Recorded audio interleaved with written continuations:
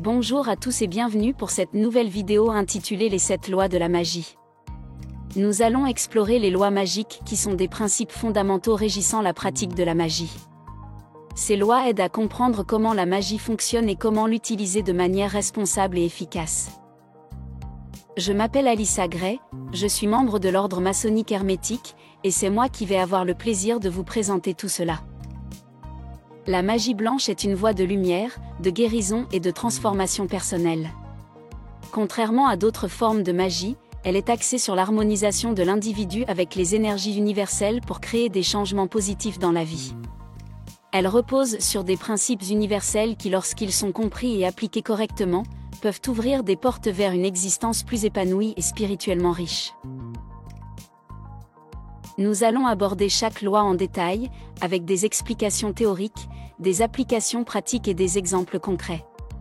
Mon objectif est de rendre ces lois accessibles et compréhensibles, afin que vous puissiez les intégrer dans votre vie quotidienne et votre pratique magique.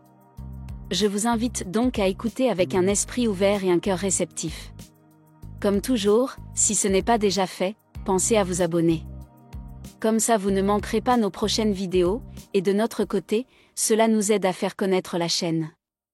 Je suis convaincue qu'à la fin de cette vidéo vous aurez une compréhension plus profonde de ces lois et que vous serez inspiré à les appliquer pour créer une vie plus harmonieuse et épanouissante. Commençons donc ce voyage ensemble vers la découverte des 7 lois de la magie. Nous allons commencer par explorer la première loi de la magie, la loi de l'unité. Cette loi est fondamentale car elle établit le principe que tout dans l'univers est connecté. Il n'y a pas de séparation véritable entre nous et le monde qui nous entoure. Cette connexion universelle signifie que chaque pensée, chaque action et chaque émotion que nous émettons a un impact, même si nous ne pouvons pas toujours le percevoir immédiatement. La loi de l'unité peut être résumée par la phrase « Nous sommes tous un ». Elle nous rappelle que nous faisons partie intégrante d'un grand tout, et que ce que nous faisons aux autres, nous le faisons à nous-mêmes. C'est une loi qui nous invite à la compassion, à la compréhension et à la coopération, car en blessant les autres, nous nous blessons nous-mêmes, et en aidant les autres, nous nous aidons nous-mêmes. Pour ressentir et intégrer cette unité dans notre vie quotidienne, nous pouvons pratiquer plusieurs exercices spirituels. L'ordre enseigne à ses membres des méditations spéciales de pleine conscience, qui sont conçues pour se connecter à l'énergie universelle.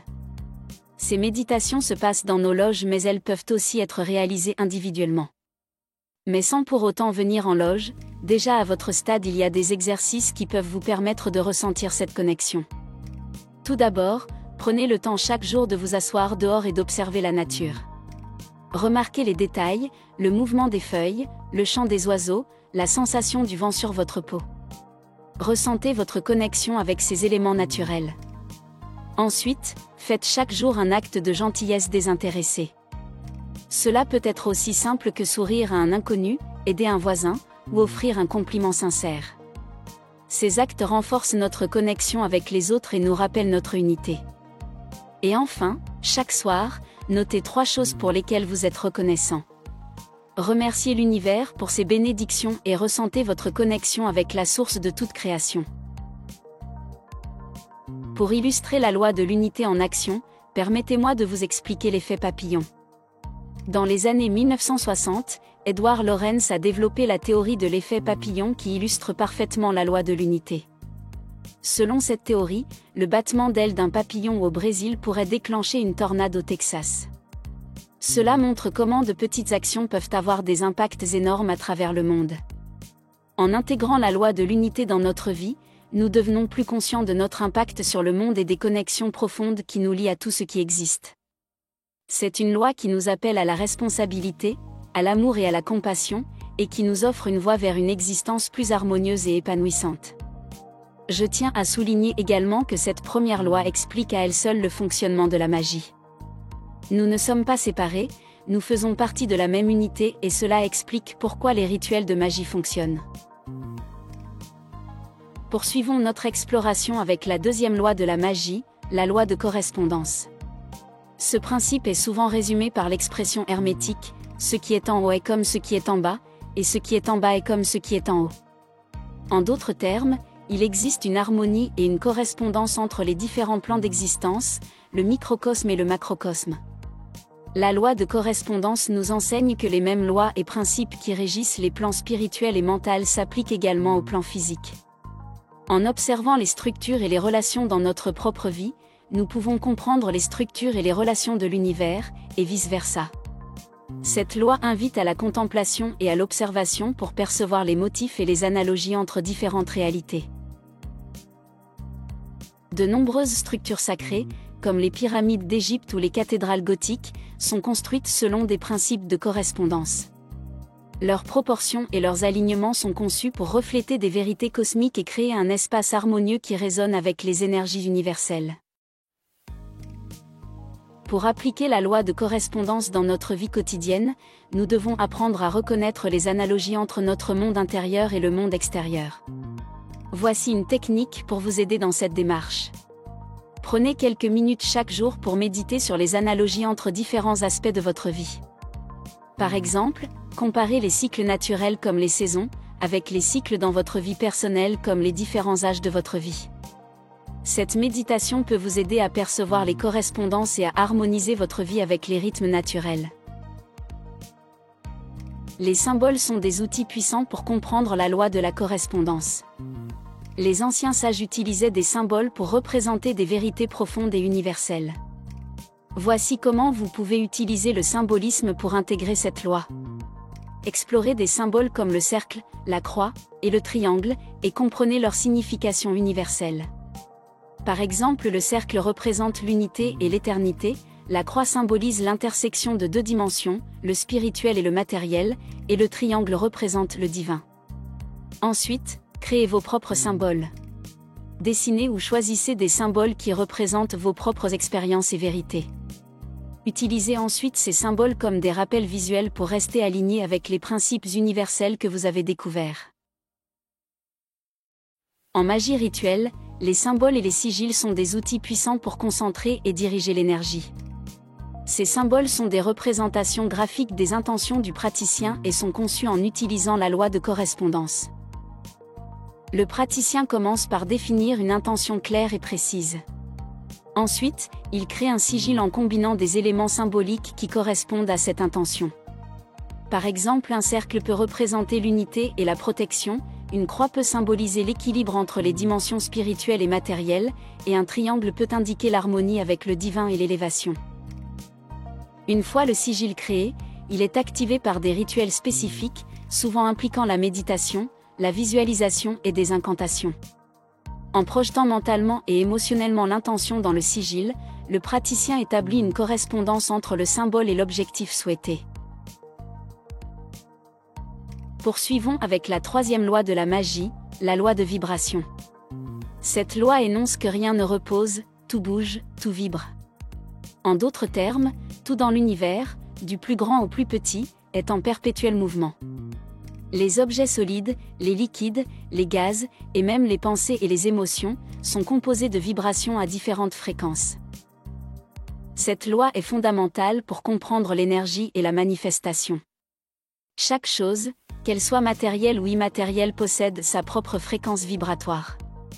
En apprenant à modifier notre vibration, nous pouvons influencer notre réalité, attirer des expériences positives et repousser les négatives.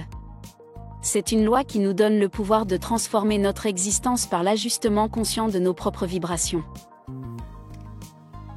Pour appliquer la loi de vibration dans notre vie quotidienne, nous devons apprendre à élever notre fréquence vibratoire et à utiliser les vibrations pour créer des changements positifs.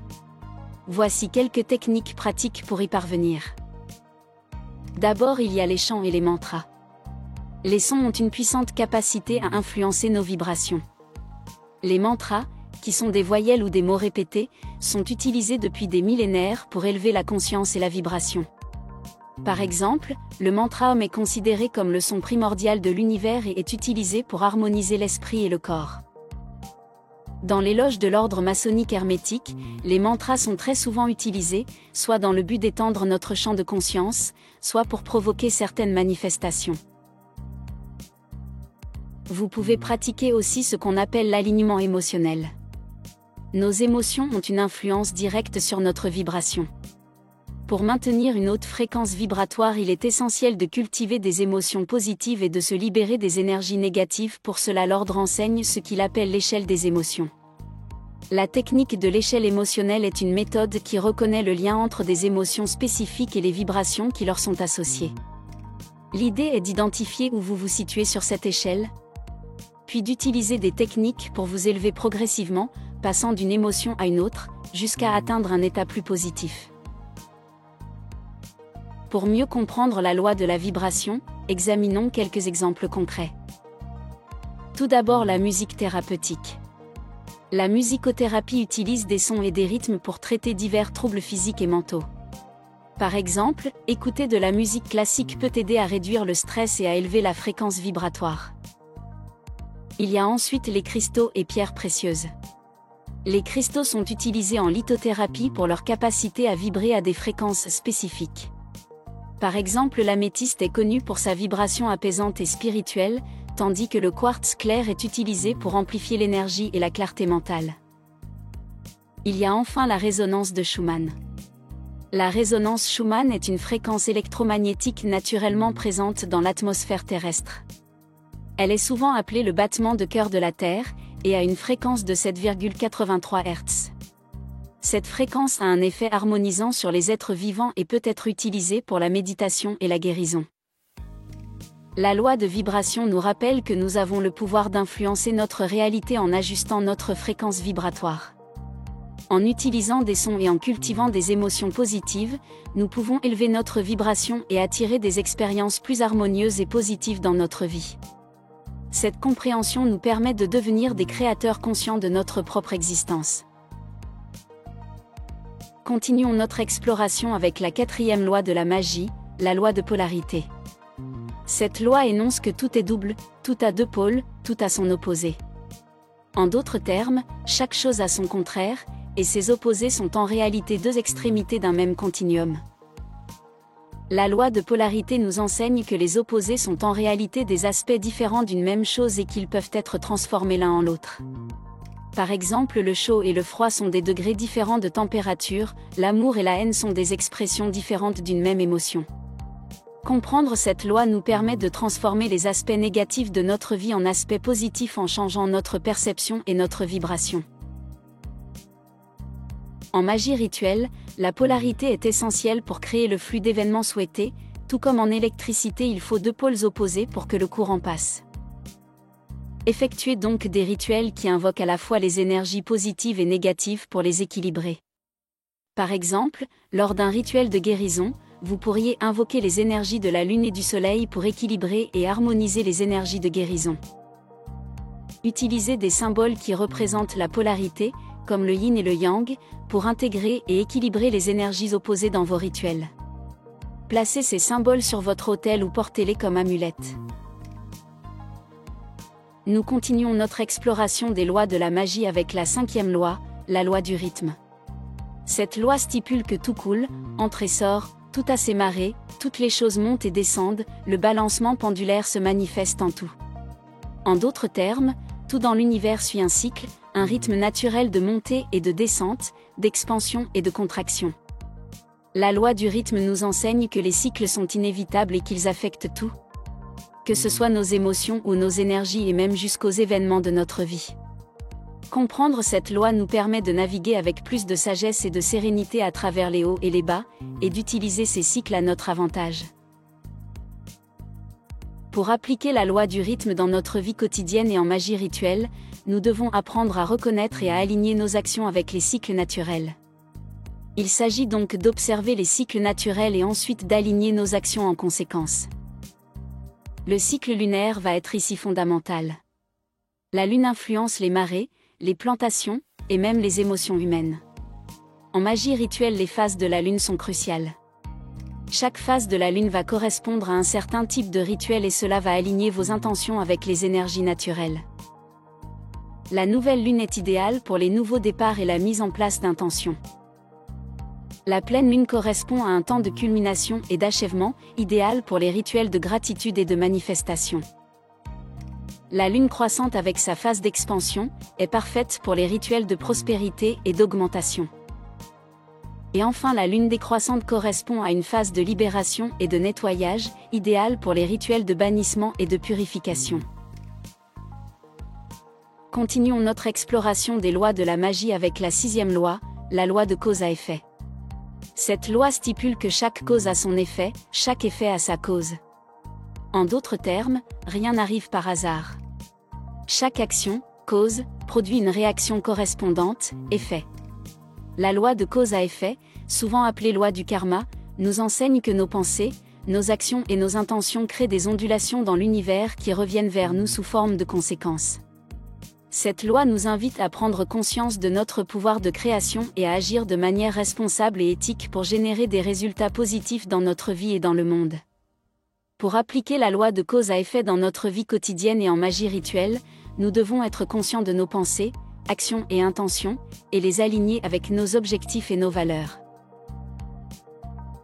En magie rituelle, la loi de cause à effet est utilisée pour canaliser les énergies de manière intentionnelle.